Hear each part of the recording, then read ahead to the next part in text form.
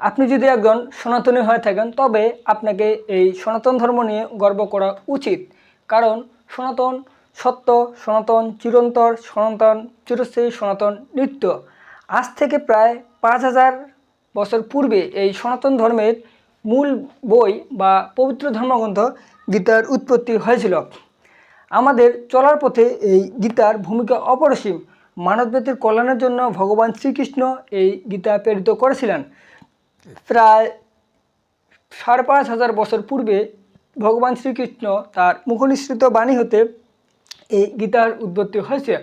সনাতন পৃথিবী সৃষ্টিলগ্ন থেকেই আসে, কিন্তু ভগবান শ্রীকৃষ্ণ 5500 বছর পূর্বে এই মুখনিসৃত বাণী দিয়েছিলেন এবং তা